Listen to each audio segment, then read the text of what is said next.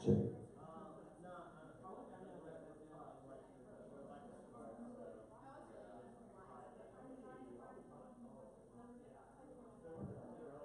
Check, check. 1, 2. Check, check, check. 1, 2, 3. Testing.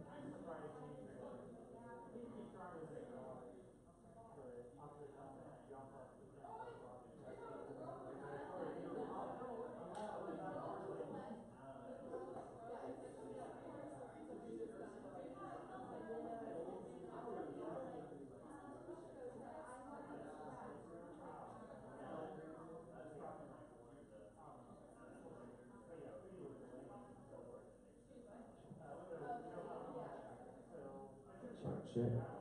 Testing, testing. 1, 2, 3. Check, check.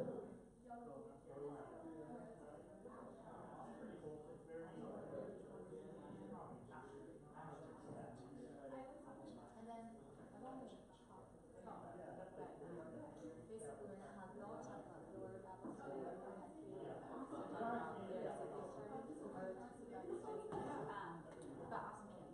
no, Caleb. Okay. Cool. It's gonna be good. Super. Awesome. So we're gonna be right here. Y'all can pick wherever you want to sit. I'm just gonna sit between y'all so it's easier to pass the mic around. Cool. Do y'all need anything? You want a bottle of water? I think I'm good. Y'all are welcome to come on in. Yeah. Y'all should take the front seats. Awesome. Are you using this one or that? Or both? Nice. Wow. Okay. Oh, that's why. Awesome. Oh my gosh, super forgot to tell my brother I wasn't coming off.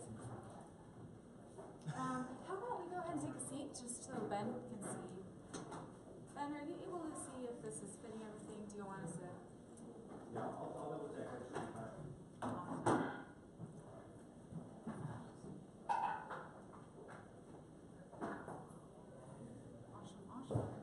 So Austin, what year are you? I'm a sophomore. I'm gonna be right back. Fantastic, bro. Do y'all need water bottles? Water would be amazing. Cool. I'll be right back. Yeah, sure. Did you know each other? Yes, we've known each other like growing up. Yeah, so you're both architecture? Yeah. It takes a lot. Dan's the one that's like. What major are you? I'm a Spanish. No way. That's pretty hard. Did you know Spanish like going? I mean, kind of. Like my Spanish is certainly improved. Yeah. Is there like something specific to do with that? Honestly, no. Yeah. I mean, like, I've different ideas. I'm not like. That's fantastic though. Like, I've got one of my friends is like doing a missionary journey all the way down through Central America, all the way to Argentina, hit up like Ushuaia, like Biochile and stuff. That was like increasingly becoming realized the need for more languages, to know more languages. Yeah, it's really helpful. So, yeah, that's super cool. Being multilingual just greatly increases ability in terms of missions. Yeah, that's awesome. Really cool. Are you senior? I'm senior, yeah. So, are both of y'all seniors? We are, yes. Yeah, Dan and I have like yeah, we're actually only like a month apart in terms of age, and we were homeschooled together, so we did like all the co-ops. Yeah, just did it all, and then wound up here. He actually was the passionate one in terms of architecture, and then I wanted to do mechanical engineering, and then right as I was at orientation, I said, you know what, I think I'll do architecture. Yeah, so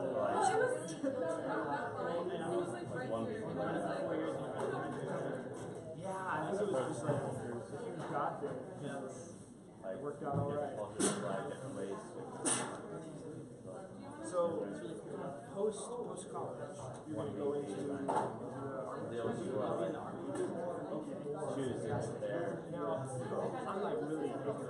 I don't know a lot about it. So tell me, like, after 4 years, or like towards your senior year, is that when you figure out where you might be kind of? Yeah, so in your senior year, you'll figure out if you put in for like a job station, okay. Senior year, they said, okay, this is what you're going to do.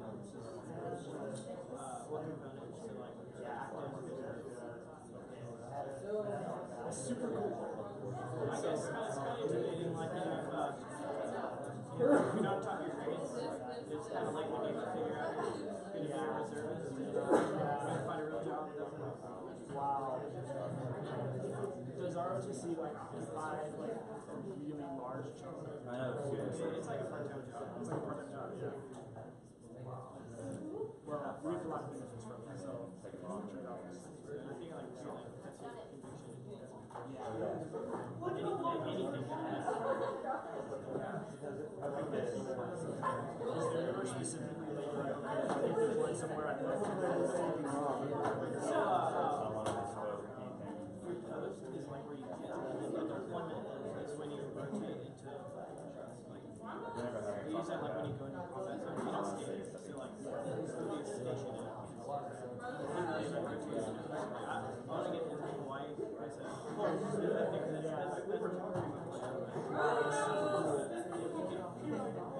Will the Army take things into consideration, such as the fact like you're learning Spanish, so maybe they deploy you to like Spanish speaking? So if there was something in the Spanish speaking country that I could benefit to, I would get paid. And then I would get interest in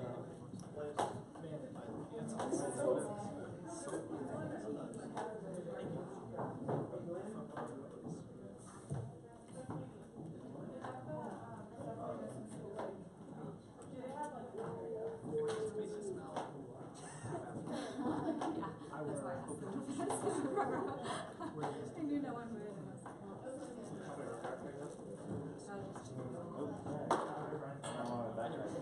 That's a good solid.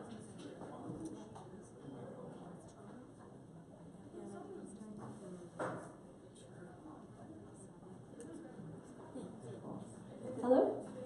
Hey everyone, welcome to Impact Training. So glad that y'all are here. This week is special. I'm sure y'all have noticed that we have 3 guys sitting up front here, and they're going to be speaking about half the time. We're going to interview them and ask them a little bit about their ministries that they've started and pioneered. And then the second half, I'll be teaching a helpful tool that applies to what these guys are talking about. And so I want to introduce them to y'all. We have Austin Vivoth, and this is Austin. He's a sophomore and a part of the ROTC group and is a resident at Lipscomb Hall. This is Dan Ty and his friend Asher Fraley. There we go. Awesome. And they're part of the architecture Bible study that they both started, and they're both architecture students. And juniors, right? Seniors, okay, awesome. Cool. And yeah, I'm just going to ask them a few questions, and then after I'm done, we'll open up for y'all to ask them some questions as well. Can y'all share just a little bit about how y'all decided to start a Bible study? I know that y'all came, your first year at UTA is when y'all decided to start a Bible study. So what did that look like? What was y'all's vision? How did y'all decide that a Bible study was something you wanted to start among the architecture students?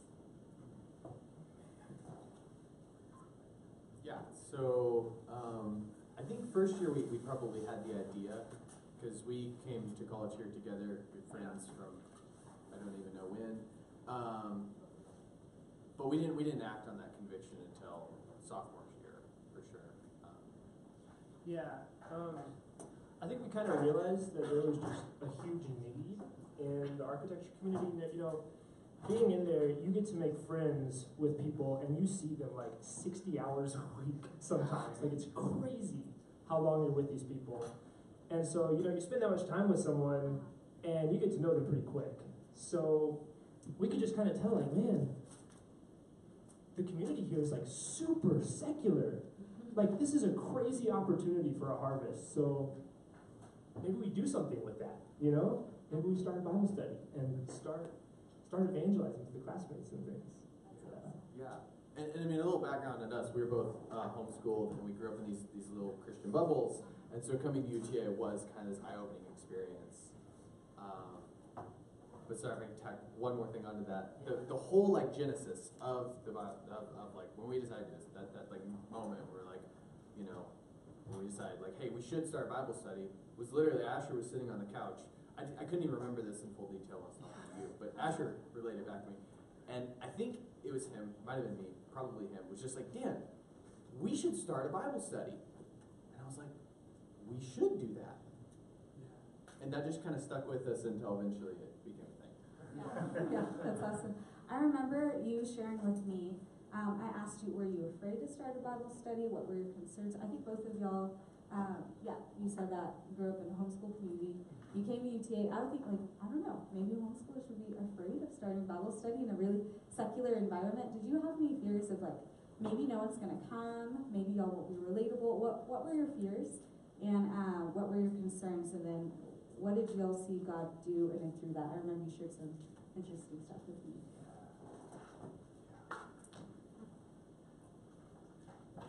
Do you want to? Okay.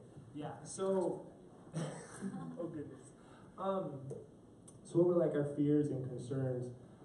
I think we just kind of sat down and we're like, well, what's the worst that's going to happen? Dan and I are going to just sit in our apartment and open up the Bible and get into that.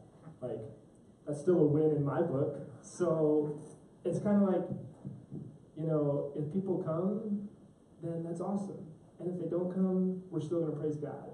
So it's not really us doing this, it's just God doing this through us. So that kind of takes a lot of the pressure off. But there was a very real fear, especially coming from a little bubble where I didn't have a lot of, wasn't at high school where I see a ton of people every day. I had very few friends. And I think we had this fear that we might immediately ostracize ourselves from our friends. And that right off the bat, if we started inviting people to Bible study, people would be like, oh, those are the Christians, and we would kind of disengage ourselves from this community. And the architecture major is a community atmosphere. Yeah. And so that was a very real concern, but one that, at the end of the day, we're like, no, we should do this anyway. That's awesome. Cool. I'm going to shift things over to Austin. Austin, can you share just a little bit about yourself, a little bit about your spiritual background, what kind of church you grew up in, where you grew up, and then how you and Caleb decided y'all wanted to start a Bible study? Because that just happened, was it last semester or last August? Last semester. Last semester, pretty recent, and still going on right now in a dorm in Lipscomb. Can you just share a little bit about your background, how y'all decided to start a Bible study? Excuse me. So I'm a Spanish major here at UTA. I grew up and I've been going to the same church my entire life, right? So 19 years. I guess a church elder if you think about it. No, but so I went to public school, so there wasn't a super as defined, right, as a bubble, but there was certainly a bubble of expectations, right, for how people my age in the faith behave. So coming to UTA and meeting people, I think Caleb, meeting Caleb, his name is Garcia. So meeting Garcia, we had similar backgrounds, right? So I think we had the conviction to start the like you guys were talking about, right? It's a community. I didn't realize how many similarities there were between architecture and ROTC. It's just you spend too much time with these heathens, and then you'll know each other very well. So I think it's a unique opportunity for Bible study, and it weighs on your heart. So that's why we started it, right? And in the dorm, it's honestly it's pretty easy to run. We're blessed. One of our instructors was very supportive, so he got us in touch with an ROTC ministry that this group Crew Ministries does, and so they come up with things like custom tailored Bible studies for us, because we're I guess kind of weird people, right? And so you have to kind of word it differently sometimes. So does that answer your question? No, that's great. When I was talking with Caleb earlier this week or last week, he was just sharing a little bit about y'all are a little different. They're homeschooled, came to know Christ, younger ages, awesome people. And then I don't know a ton about exactly when you came to know Christ, but I know Caleb came to know Christ a little bit later, a little rougher background, and he said that just coming to UTA, he really needed community in order to survive. New believer, needed community. And I was just curious for someone like that, and I don't know if you have somewhat similar of a background with him, but was there something that you struggled with that was difficult for you, like as you're thinking, okay, I want to start a Bible study, but I haven't really gone to a ton of Bible studies. I'm not sure what these guys would think of me. Just what are some of your thoughts or concerns or worries when y'all were starting up this Bible study? So both Caleb and I had grown up in the church, but I don't think our faith became real to us until about the same time, like kind of in high school, right? That's when we start seeing things. So when we felt we needed to start this Bible study, some of the concerns were like attendance, like y'all were talking about, if you know, sitting around with just the two of you in a room in the Bible, and kind of how people would think about it, right? Honestly, it's the same kind of story, but that's good. Right? Yeah. So I think it's a lot of like. That's good. That's good. Yeah, and then tell us. So I'll ask you first, and I'll switch over to them. What did the Bible study look like? How many people were coming? What were the people like that were coming? Where were y'all meeting? Why did y'all decide to meet there? Okay, so originally we were in Trinity, right? Because that's where the university stuck us, because it was old. And we would invite Trinity residents and ROTC cadets outside of Trinity to come and worship with us on like Mondays, I think, in the lobby. So we had a really public space. People saw us doing our weird Christian thing, and we had a lot of people coming. Honestly, we had like 20 people and stuff come to this Bible study, and this year it's changed a little bit. There's like significantly less people. There's a lot less community at Lipscomb because I think I don't know what's up. It's a weird dorm. There's no community. So we have to invite people more. Right? There's a lot less attendance. I think we've had like 1 or 2 Lipscomb residents. So I think it's gonna change like that regularly, like from location to location. That's what it looks like. Nice. And y'all are meeting in the Lipscomb lounge, We still meet in just the lobby. downstairs. Y'all meet Monday nights, is that right? Okay, cool. Yeah, I know that for a while, ROTC students had to stay, or a lot of them were staying in the Trinity Res Hall. And they switched that over to Lipscomb, so I don't know if some of attendance has to do with, there's just a new group meeting a new dorm. Chemistry is just a little different. Yeah, we don't have a lot of residents meeting with us anymore, so it's a little bit different. We've changed kind of how the Bible study looks to reflect that. Cool. Caleb was sharing with me something about like the locks are different at Trinity. Oh my god. And so something about how like, I don't know if this is really safe, but y'all did it. You would unlock your doors, like everyone keep their doors unlocked. And so Caleb would just run down the halls, I'm guessing maybe you did too, just open up doors and yell, we're having Bible study, and Right, like so jumping on each other. Yeah, so you can't do that anymore. And you can't do that at Lipscomb. Yeah, the they have keys like the locks are slidey different. locks at Lipscomb, right? And at Trinity, it's just unlocked doors. Like, you can lock them if you're weird. But so we would walk into people's rooms and tell them to go to Bible study, but you can't do that anymore. So I think, it's harder, because people have to remember it. You can't just like open the door and be like, hey dude, wake up, Bible study. And they're like, I'm not even a Christian. Yeah. I like how you said, the Bible study is really big when it got started at Trinity. It was like 20-something people. And then you're like, oh, it's a lot smaller. There was like 7 or 8 people Monday. I was like, sounds like a lot of people. Caleb showed me a picture. That's the most we've had. It's usually like 4 to 6. Okay. Honestly. Nice. Awesome. What about y'all? How did y'all decide where y'all would meet? How did you first invite people? What did it look like on a typical, I think, is it Friday or Saturday night? Yeah. Saturday and then Friday. Yeah. What did y'all do on a typical night? What were the people like that were coming? What kinds of questions were they asking? Yeah, so we started out at me and Asher's apartment, which was like 15 minutes away from campus. And we started on Saturday nights because you can't get an architecture student to do anything on any other night. If you ever try to invite them somewhere, just weeknights are terrible for us. But Saturdays were okay. And I think in terms of inviting people, we had already, by that point, we met people we were like pretty sure they'd come. So we invited them, and those sorts of people came. And then there was a lot of other people we just sort of invited as like, why not? Yeah. That's kind of, again, part of the good part about this is that, we just spent so much time with everyone that we had everyone's numbers. And we could just text like 40 people, not 40, like some amount of people and be like, hey, come to Bible study, like right now.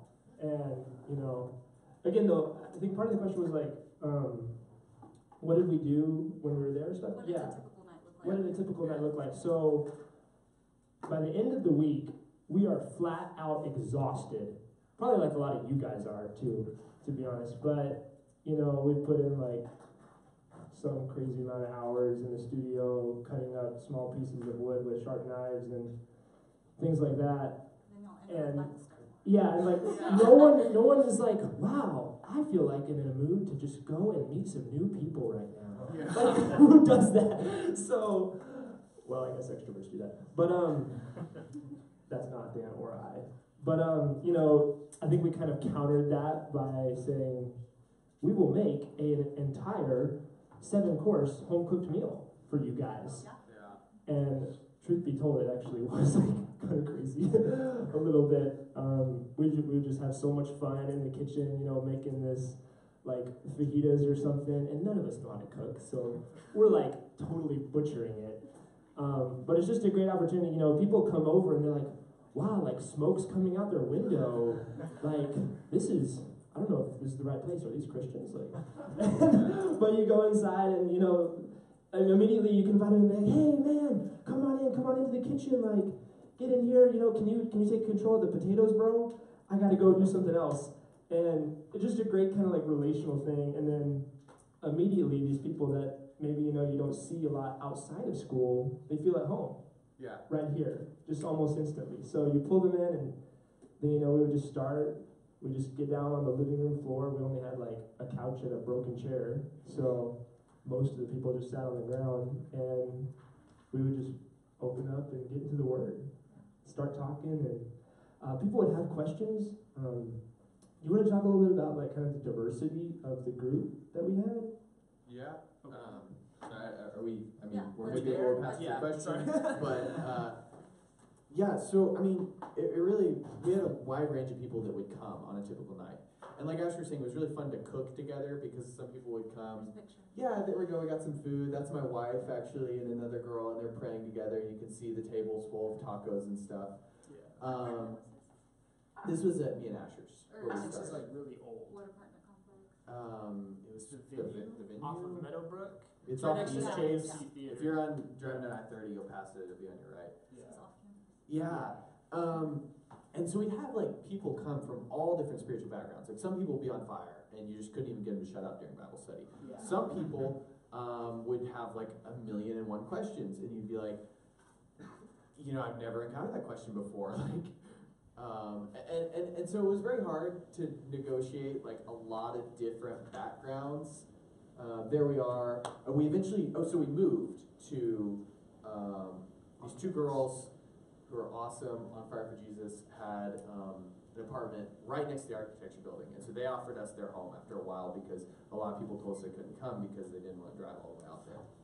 So that's when we started meeting here. We ended up having a lot more people come when we could meet on campus. That helped a lot. Yeah. What has the journey been like for your students? So y'all started how many years ago? Bible study? It's been over a year and a half now. This is our third year. Third year. This is our fourth semester to do Bible study. Yeah. Fourth semester. Yeah, that's true. Yeah. From the first semester till, I think y'all studied James, and then was it Romans afterwards? Yeah. What has the journey been like for your students? Have you seen a shift in questions, a shift in curiosity? Have you seen like your trust being built with some of them over time? What are your students like? What have they, or your peers, are like? What kind of questions did they ask, and where do you think they are now on their spiritual journey? Well, so I mean, me and Asher, we never really had a Bible study leader to begin with, but we don't even lead the Bible study anymore. It's actually this guy named Manuel, and when he started coming, I mean, he didn't even come for the first semester because he didn't really want to get involved in Christian stuff. And then, like, to watch, I mean, I know I'm picking him as an example, but, like, to watch him go from, like, oh, I'm a Christian kind of in name, and now I'm a Christian, and I actually sort of believe it, and now I'm a Christian, I act on my beliefs, and now I'm a Christian, and hey, Dan and Asher, can I lead the Bible study because I really want to do that? Yeah. You know, I think we've seen, the group has actually, it's kind of expanded and then contracted, but I know that, like, a lot of the people that we've been able to be with for all these years are now like best friends. Yeah. And like we even started having a separate group that was just guys that would meet on a separate night, and so we got like accountability time, just architecture guys. And then there was actually just an architecture girls group that also started after a while. Just to kind of like echo those thoughts, a lot of the people that came, you know, in the beginning, there was maybe only like 4 or 5 just like believers that were like really passionate about this. But then now, I don't know, there's like upwards of 10, yeah. And you just get to, it's just the coolest thing to see these people that you just got to run with over the past few years. And, you know, now they're coming to you and say, hey, like, what can I pray for you for? Like, what are some things that I can pray for you? And it's just like, man, that's like so cool. So cool to watch that and just see these guys and girls just get totally lit up. Well, and I mean, we've grown a lot too, Yeah. obviously. Yeah, this has been, like, we've learned a ton just from them. It's been so good. That's awesome. Austin, I know that you guys spend a lot of time with the ROTC people. How much time do y'all spend together? And how have you seen that benefit or discourage like people coming to your Bible study? What has been helpful or difficult with the amount of time, unique time that you spend with these people? And how has that helped with your Bible study, discouraged it?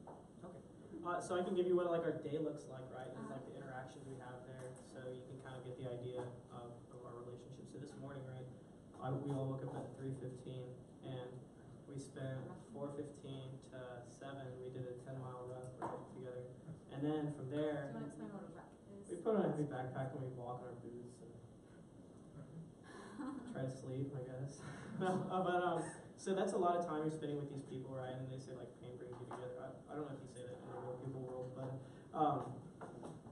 so that's a lot of face-to-face time, right? You're motivating people, you're mentoring the younger ones, right? They look up to you already. So there's that. And then earlier today, I went into our cadet lounge. People just go there, you know, and you sit there and you talk with people and you have conversations. You just grow together. And then a lot of times we go and get dinner together at the end of the day. So that's like, I mean, you can add up like the hours we just spend with each other, right? We either voluntary or involuntary. But what that in turn does is they see your life like authentically, right? So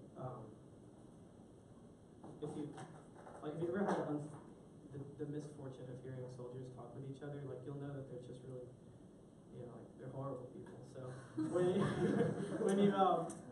we spend our lives together, they see who you really are, right? They see like if you're authentic or not, and then if they believe something else, they see like he's really serious about what he believes. You know, you can tell, right? Because you live with them. So how that's looked in our Bible study is I think we've had, you know, our like mission statement that we wrote is it's about authenticity, right? And like real relationships with people. So we've seen people that like you wouldn't see in church, I think, because they're comfortable to be around their family, whereas they might not be comfortable to be in like a more open setting, right? So they're open up, we're honest about things, I think, more so than you can be in a bigger crowd. Or maybe would be considered inappropriate or off color to people who are just unsure. You know? That's really good.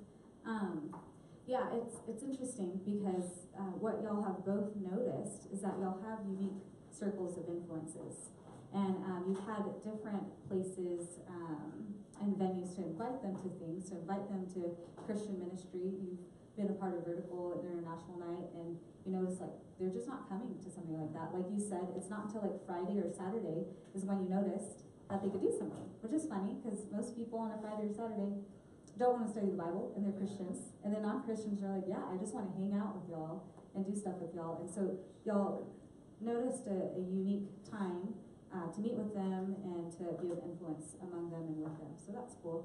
And then same with you, y'all started that Bible study in Trinity, and noticed there was like a Trinity Bible study group that was part of Vertical, part of Tuesday nights, and just not a ton were coming. Y'all decided to try it out on a Monday night, and people are coming for some reason.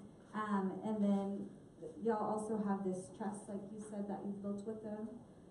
You see them all the time, and they're opening up to y'all in a way that they wouldn't open up to other people.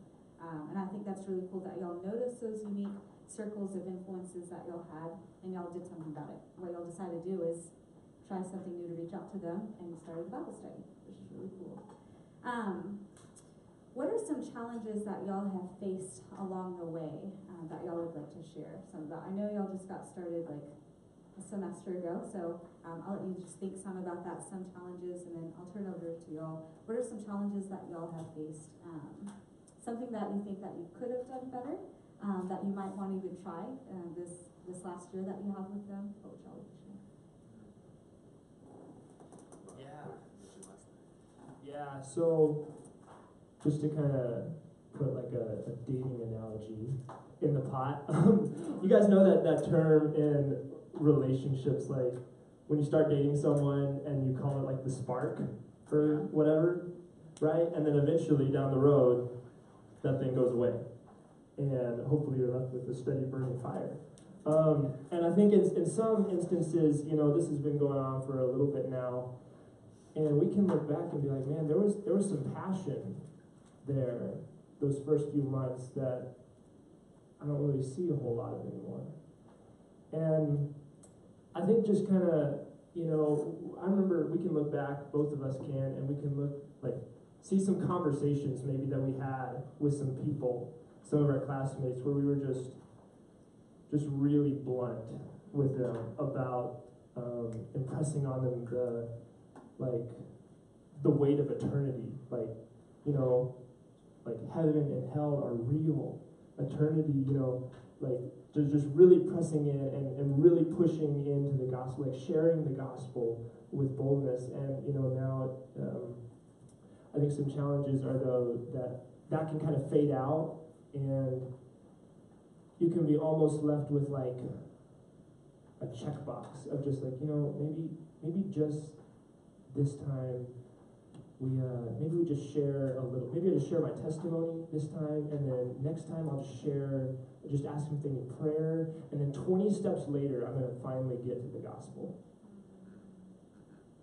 But I don't think it has to be like that. Like, that's living as if tomorrow is promised. And the Bible says tomorrow is not promised. So I think that was kind of a challenge that we kind of noticed, was just like, man, we got to get back to like being urgent, that sense of urgency in sharing the gospel with these people. And I mean, a few practical problems faced. One, like I said, because there's such a wide range of believers, I found like a lot of times we start talking in this kind of like Christianese. Like one Bible study we just met in the architecture building, read through the whole first chapter of John, and half the people there were not Christian. Some people there, had like 0 to 1, experience with the gospel. And in my mind, I'm like, this makes so much sense. I'm explaining the gospel. I read the gospel of John. I read the first chapter. We just explained it, and come to find out later, like probably 10% of it, really like sunk in and clicked. So I mean, that was a challenge. But also, like Asher was saying, just like a general sense of fatigue. Like we're in our 4th year now. There's certain people we've invited year after year after year, and I'm having a really hard time telling myself, like, you should go and invite them again. And I just find myself just not even talking about God, because I'm just like, well, I've already had that conversation with you 3 dozen times. Like, and not even that, I think I exaggerated in my own head. I'm like, oh, I've already shared the gospel with them so many times. When in reality, it's only been a couple times. But just this sense of like, I've invited you so many times. I already know you're going to say no, so why even try again? And I think that overcoming that mentality has been a real challenge recently. You've shared with me a few cool stories. What are a few stories that y'all would like to share of neat things that y'all saw for your Bible study? Yeah. Wow. Do you want to start? Or do you want me to? Yeah, sure. I wrote this down. First year, we had a student who, so my wife, who was not my wife at the time, Paige, she's in some of these photos, she was at Vandergrift, and she started inviting a large portion of Vandergrift out to our Bible study. So we actually ended up having architecture majors and Vandergrift people, and one of the students at Vandergrift was not a Christian, fairly outspoken about not being a Christian, and he ended up just coming every week, enjoyed having time with us, eating food, started coming to BSM, started doing stuff with Christians. Lo and behold, like later that semester, we were able to pray with him in the architecture building, and he gave his life to Christ. Wow. So it's Goodness, I get chills just thinking about that story again. But yeah, we've got the privilege of just having a lot of cool moments, throughout this thing. I think a lot of them just kind of quickly go back to like the roots of how it started, of just like, there wasn't a whole lot of thought into it. It was just kind of like how Dan said, we should start a Bible study, so let's do it. It's that simple. And there was just some things. It's been about a year now, I think, since Hurricane Harvey, right?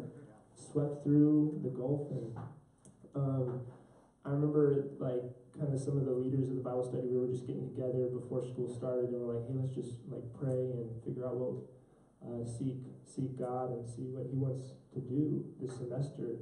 And someone just threw out. I think Dan just threw out at the end, or maybe it was Paige, and they were just like, man, what if we did something crazy? What if we drove down to Rockport, or out to the Gulf? Harper's parent. Because one of our friends' parents lives there, and a ton of her family, and tons of destruction happened there. So that idea just kind of got tossed onto the table, and we were like, wow, yeah, that'd be so cool if we could just go down there for a day, man. And then I think we were packing our bags and getting ready to leave, and Dan was like, no, wait, let's decide this right now, what we're gonna do. Let's just set a date for it right now. And we were like, oh wow, if we do that, this will actually happen. And lo and behold, it actually happened because there was just a decision made. So there we are. Yeah. 1 week later, after that night, we were just let's do it next Saturday. And we all walked out of that room we're just gonna grab a bunch of people and just drive 6 hours, 7 hours out there, and just meet people and clean up and do. Yeah, we actually met at 2 a.m., drove through the night, Yeah. and then drove through the night the next day because people were like, well, I have too many commitments, I can't take any time. So we're like, it's going to only be one day. We're going to drive through the night, spend all day there, drive through the night on the way back. And so people God's the message. sacrificed. Wouldn't recommend that for y'all. It did work. The Holy Spirit was with us. Yeah. I don't think anyone fell asleep at the wheel, but I'm not quite sure on that. But yeah. Cool. Awesome. Thanks, guys. Austin, what about you? What are some challenges? Again, I know it's just a second semester that you faced. And then just what's a story that you'd like to share? Something cool you saw God do. Well, like you said, this is our second semester. There are not a lot of challenges for us right now. We're really supported by our instructors and with that organization, crew.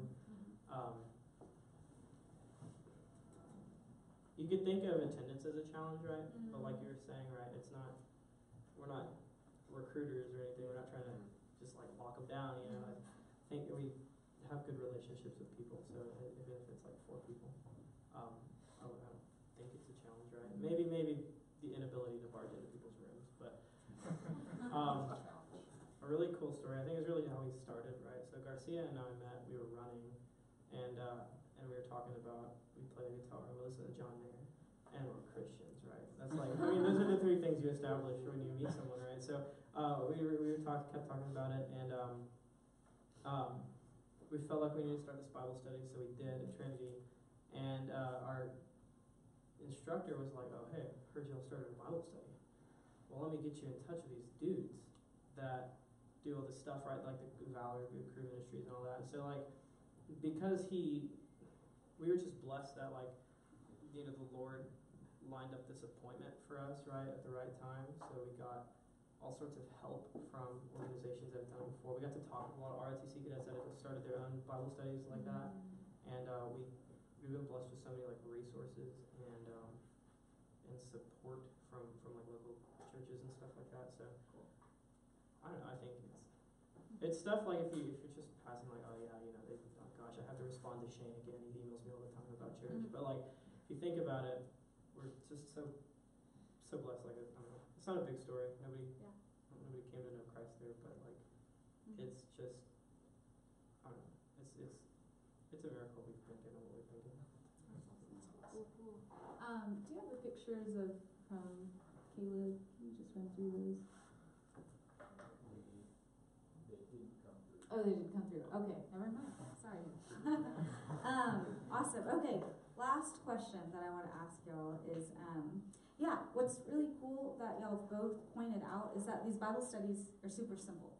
Like, y'all didn't try to make anything like too fancy. You're meeting in the lobby of a dorm. Y'all are meeting at your apartment, and then passed it on to a few other girls and met in their apartment. Said something about a 7-course meal, but for the most part, the meals are pretty simple. Like breakfast, Still food, got right? simpler. Because y'all said something about budget was getting a little hard to keep up with all the bacon and sausages, so pancakes. We eat a lot of breakfast, tacos, simple stuff. What's encouraging for everyone here in this room, I think what would scare me is, okay, I'm going to try to start something among, my own personal influence, and you're just like thinking through like how much will things cost, how much will it cost to rent a room or do all these things. But everything that y'all did, for the most part, is pretty low budget, for the most part free, and again, just really simple and reproducible.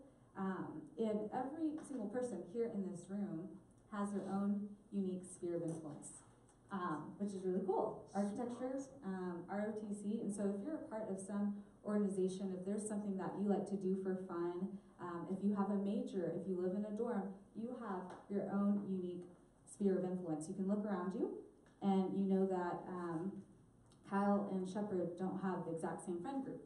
And so if you don't have the same friend group, you have your own unique sphere of influence. And the question for everyone here in this room, myself included, is what are we going to do about our unique spheres of influences? Because I think about my neighbors, and I think about people that I see at the rock wall. If I'm not sharing with them, if I'm not engaging with them, who will? Am I just going to pass it on to someone else? Like that is a unique circle that God has given me, and all of us have those unique spheres of influences. So what is just a word of encouragement that y'all would like to give everyone here in this room as they think about their unique spheres of influence, and as they ask God, like, what do you want me to do about this?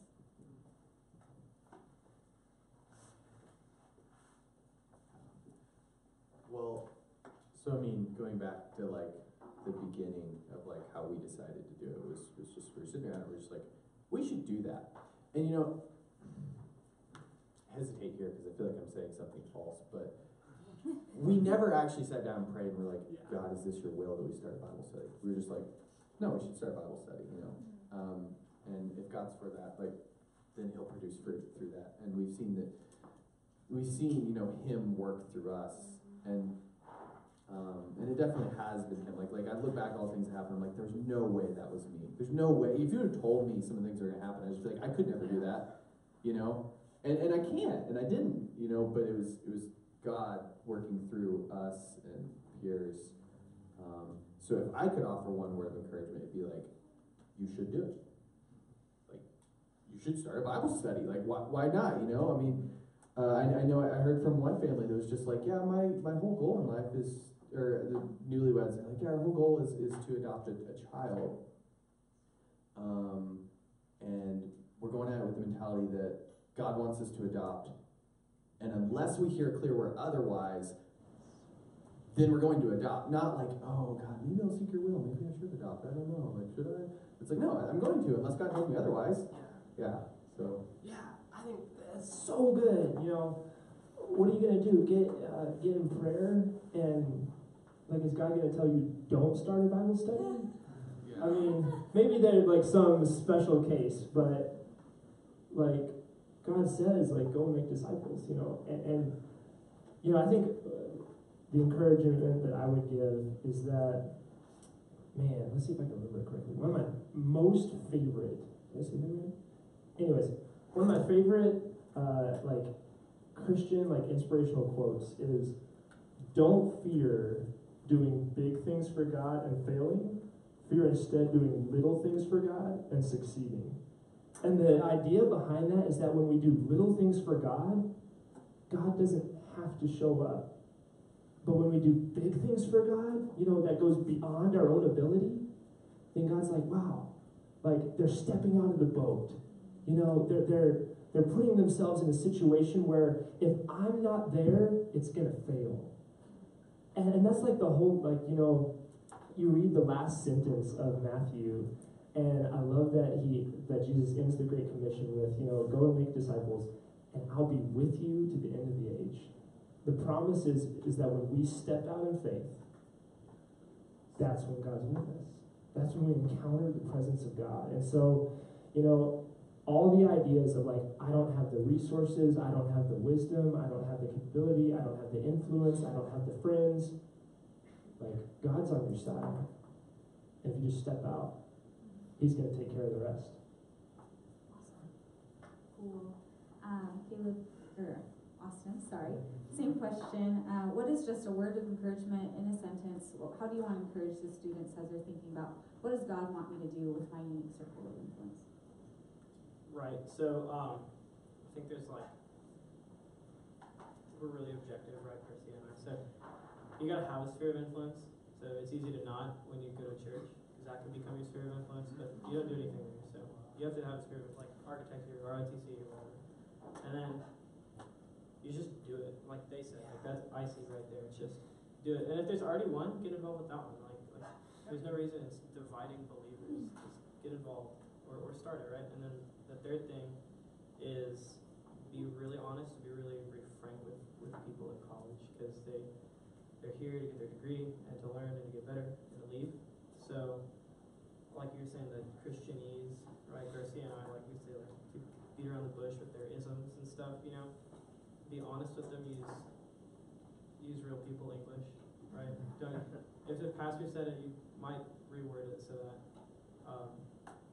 people understand. Disclaimer, we're not associated with Nike or anything.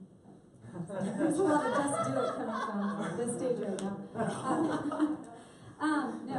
Hey, I just want to, what's really cool about these guys is I, really respect them because they're just faithful to do whatever God's calling them to do. Not because they're doing anything super flamboyant, super impressive. I think just the most impressive thing is just that they notice that there are people that they could reach, and they're trying something about it. It may fail, it may tank, it may not go well, and those are concerns and thoughts that they had was, it could just be you and I in a room. That's the worst that could happen is we're starting the battles together. But at least we tried, which is really cool. And not every Bible study lasts forever. We had a Latino Christian Fellowship Bible study. It's okay for it just to last for a little bit. There are just little stages, life stages of a Bible study, and the success of a Bible study isn't that how long it lasts, how many people are coming. Are y'all just faithful to asking God, where do you want me to serve? How do you want me to serve? There are people around me who don't know Jesus. How do you want me to reach them? And then just being faithful to obeying God where He calls you to go with that. A lot of y'all are vertical leaders. And if y'all haven't noticed, we really tried to make it as easy as possible for someone to come on a Tuesday night to know where to go. And something that we've noticed is that it could be really powerful to do ministry among the people who live with you. And so we divide by residence halls and dorms. And then we also divide by, just to keep it simple for people to know where to go, off-campus freshman, junior, sophomore, senior. And so if y'all are a part of those vertical groups, I encourage y'all to just continue to ask, how do we reach more people in these dorms? What are some things that we can do with people in these dorms or in these residence halls or in these apartment complexes? And then the same with the off-campus group. There are unique things about each of those groups that y'all can just come together as leaders and try to figure out how do we reach these people better and how do we get to the gospel to them. So anyways, these guys are awesome. Again, everything they're doing is super simple, and we want to commend God for giving them the creativity to know when to meet, how to meet, and everything like that. But can we say a huge thanks to these guys coming up on a Friday and sharing with us?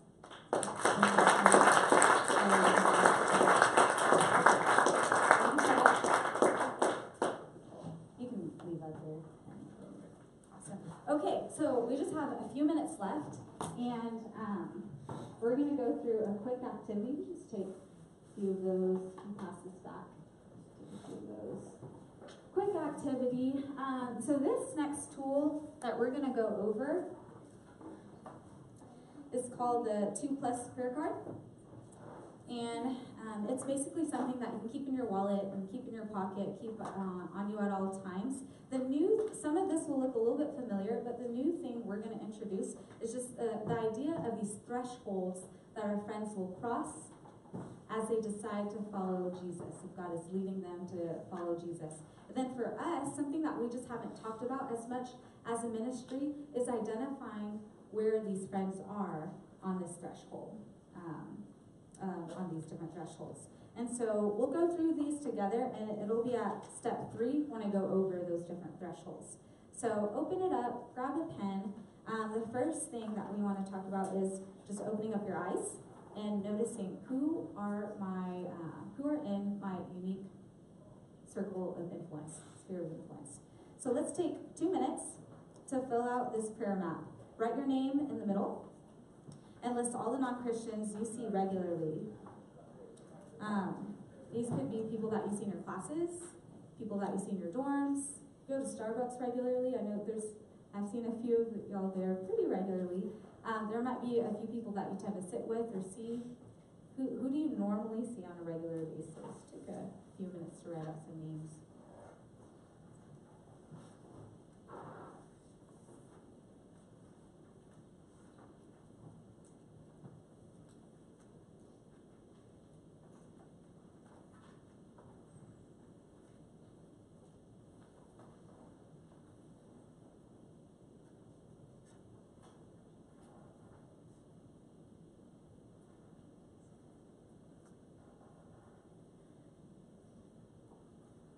And if you can't think of a name, you can think of a place, like the Mac, that guy with the long hair that I always see, but I've never even got to know his name or something. So think about people, think about places, and think about passions. There might be rock climbing is something I like to do for fun. I try to meet people and get to know their names, but sometimes I don't quite get their names, but I remember the new girl who's working there. You can write down people, places, and passions if you can't think of a name.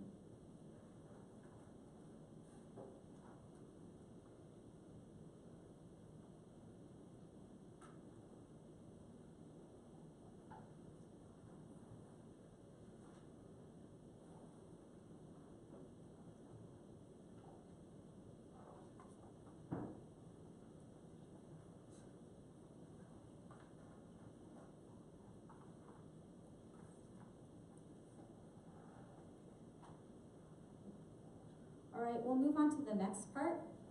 It says, your fields are ripe for harvest. Ask God, who are 2 non-Christian friends whom you want me to focus my prayer and energy on. List their names below. So pick out 2 people from that list and list their names on those boxes below.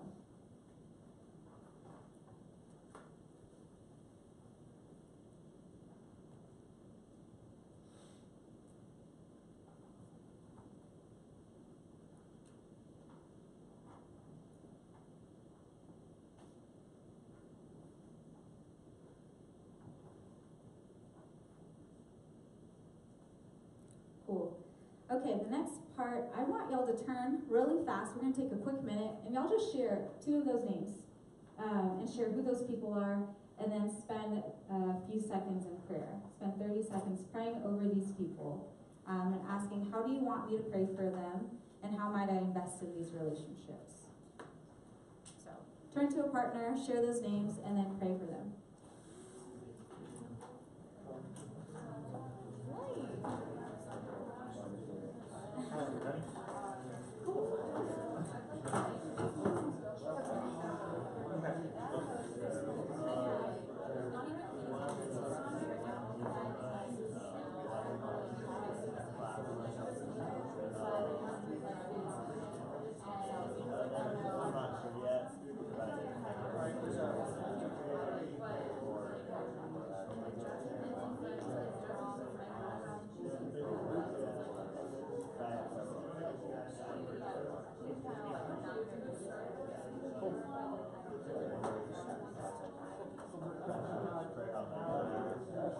myself, my family, brothers and more kids, my most of my family is more so trying to get my sister. If you haven't yet, go ahead and start praying. And that's the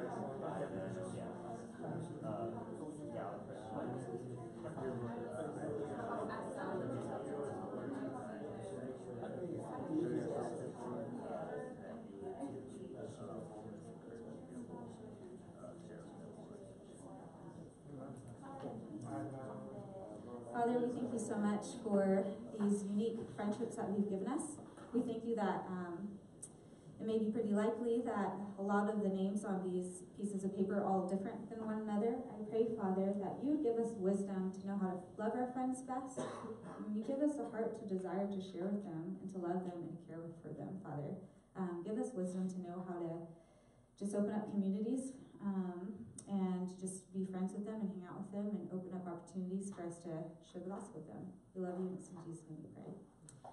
Something that I challenge y'all to do is to pray every day. Every day during your quiet times before you go to sleep over these two friends. When I was not a believer, when I was a freshman, and into my sophomore year, I think I found out my sophomore year or my junior year, we had something similar to this. We called them impact lists. And it was like a list of 3 friends, very similar, 2 or 3 friends, who did not know Christ. I would find my name in my friends' like wallets. And that like really spoke to me. I don't know if your friends are gonna find their names in your wallets, but it was just really cool and encouraging for me to know that my friends were praying for me faithfully.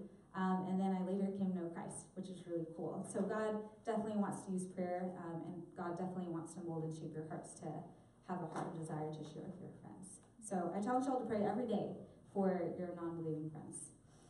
Step number 3 is thresholds. So we're going to go over the 5 thresholds. If you flip this card over, or this booklet over, there are 5 thresholds that represent phases that God invites your friends to cross. And so I'm going to go through them pretty quickly. If y'all have any questions, feel free to ask them. And so basically, this came from a book called I Once Was Lost by Don Everett and Doug Shop.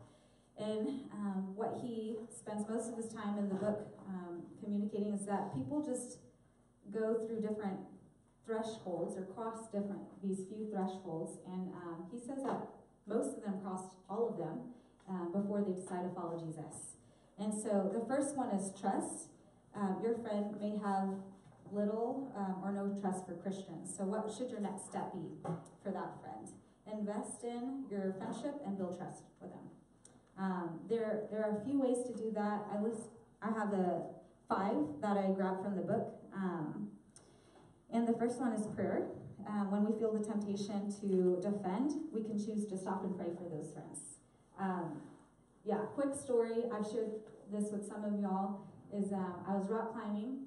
I heard this guy. I don't know. He just seemed really difficult to talk to. He was cussing a lot. I just wasn't super interested in talking to him. I didn't feel like I was being judgmental or judging him, but I look back and I'm like, I'm pretty sure I definitely was. But I just really wasn't thinking about it, and I was like, I don't really want to talk to this guy. He's kind of annoying. And then I left that. His name's Sean, and I just felt so convicted, like I could be praying for this guy instead of thinking about how annoying he is.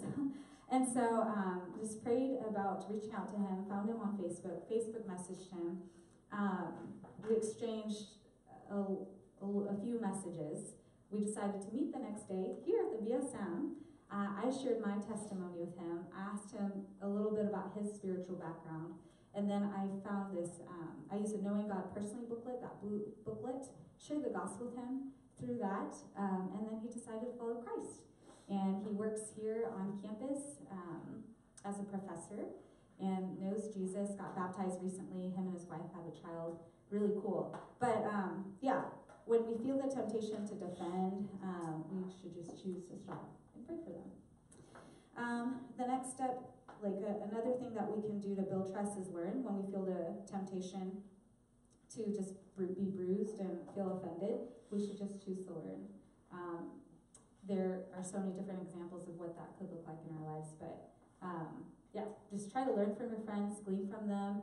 If you're like, I don't understand why you don't like quality time, instead of being like, I don't know, offended by that, just like sit and hang out with them even though you don't think it's quality time. An example of that, my brother's about to come in here in a little bit, so hopefully he's not here yet. But he's super relaxed and like chill, and like anytime we'd spend time together, it wasn't like super quality. We would just hang out, and to him that was fine. And then I like really value quality time, and I just remember in a conversation once like saying like, okay, like can we talk about like something else? And then he like quickly was like, dude, I just want to chill. And I was like, okay. And then I just learned like if he doesn't want to like talk, like I don't need to pressure him to like talk about whatever. And then I've seen like God just continue to work in and through our relationship. So that's been really cool. The next one is bond. This one's simple. Just do what they like to do. So find out what your friends like to do and just do it with them. Like do things outside of Bible study and having spiritual conversations. Just hang out with them. The fourth one is affirm. Just affirm them. You know, be discerning about what you affirm. If they're like cussing, like don't affirm. Like I love the way you cuss. But just be affirming of what you can be affirming of, because that is definitely a way to build trust. They might just look at you and think this person thinks I'm all wrong. And then an example of that is Acts 17. Paul is talking to the Athenians. Some might say he was affirming, some might not, but he points out, I see that you're religious in every way. And he could have been affirming them and just noticing like, hey, I see that you're super religious, even though you're like totally breaking the second commandment. But just look for opportunities to be affirming to your friends, and that is definitely a way to build trust. And then the last one is just welcome. Super simple. Just invite people into your own world. Like invite them over to your house, to your birthday parties, to hang out with your friends. There's a large group. A lot of y'all still, like a lot of people play Ultimate. There's like a large group of guys when I was a student on the Ultimate team, and they were just. But it was just really cool to see like my Christian friends inviting these Reformati Ultimate guys into their homes and hanging out with them. And now they have these long-term relationships with them. So building trust. These are just a few different ways to do it. The next one is curiosity. Your friend has some questions about faith, but it's not personal for them. And so the next step would be to ask them questions about their views of God and spirituality. Don't get defensive or argumentative. So the next one is open. Your friends may become aware that they have emotional or spiritual needs. They may have never considered that God can meet their personal needs. And so your next step with them would be ask them how they can grow personally. How might they think that God might help them with their growth? Offer to pray with them. And so trust, the curiosity to openness. And the next one is seeking. Your friend is open to exploring Jesus, but they don't know how to seek Jesus for answers. And so if you're curious, they're exploring, they don't really understand exactly how to approach Jesus. What's your next step is to focus on their quest. If you could ask Jesus one honest question that would help you trust him, what would you ask?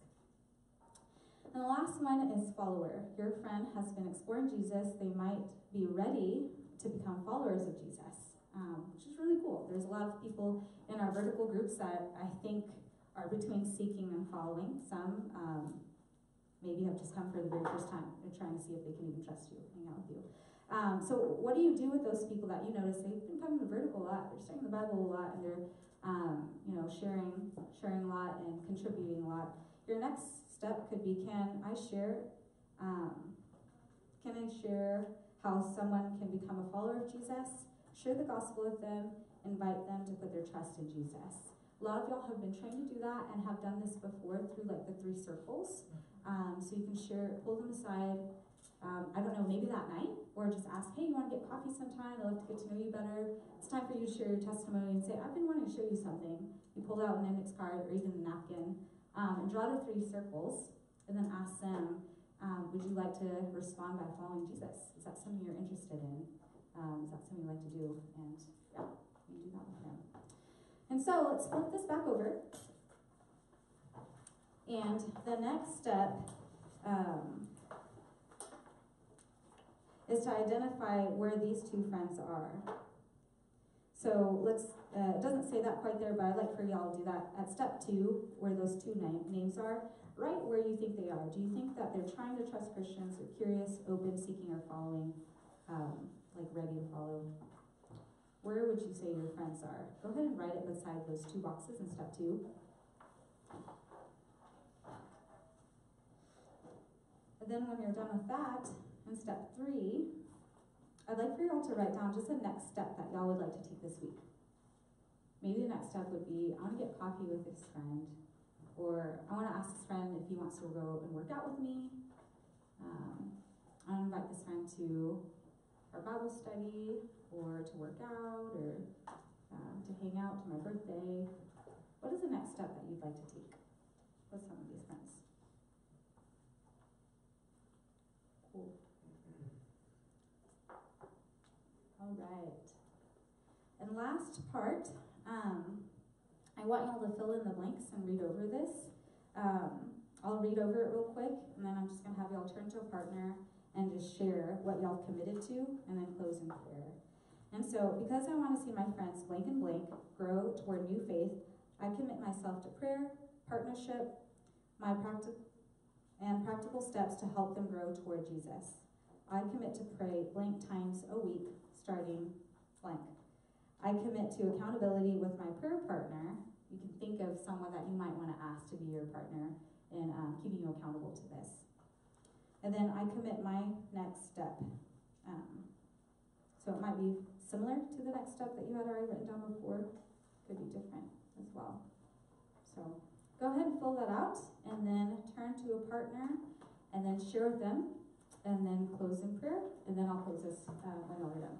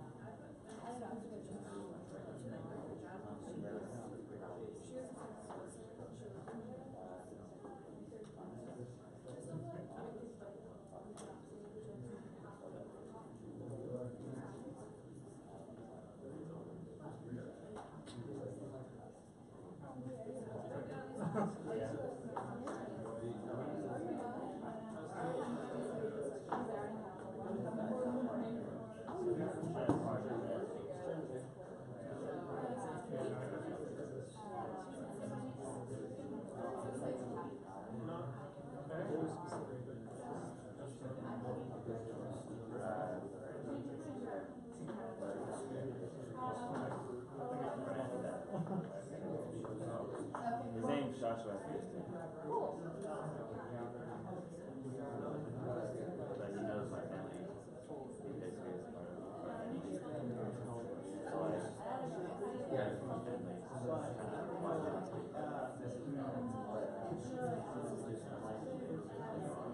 kind of good to pray at least 7 times.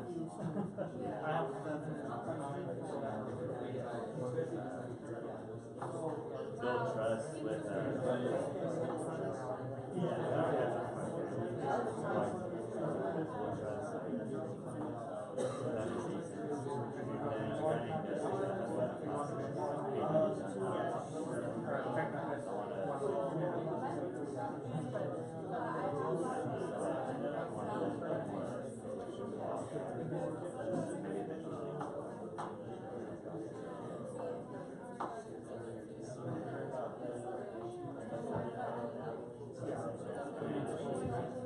Awesome.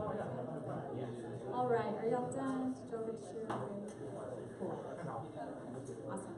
Okay, pretty simple, right? Any thoughts or questions y'all have over what these guys did, what y'all could possibly do, and what this prayer card means? It's pretty straightforward. Just any thoughts or questions? Awesome.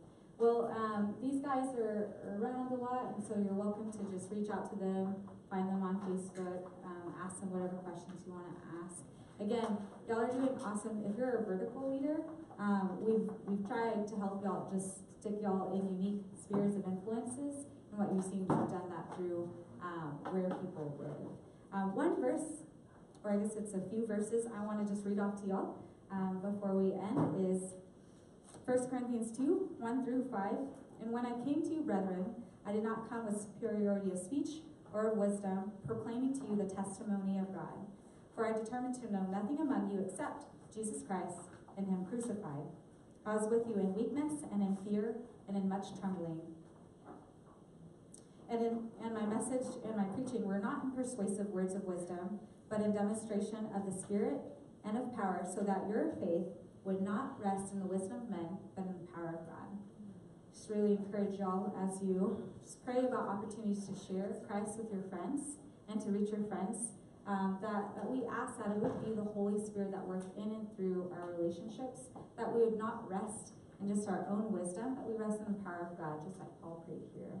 And so I encourage y'all to seek God, seek his wisdom, seek community, and do this together. So love y'all. Thank y'all. Yeah, we'll gather in like 2 minutes. I think, are the bathrooms open? Okay, cool. We'll gather in like a few minutes. Y'all are welcome to use the bathroom, drink water, and yeah, we'll go out and do 2x2 evangelism.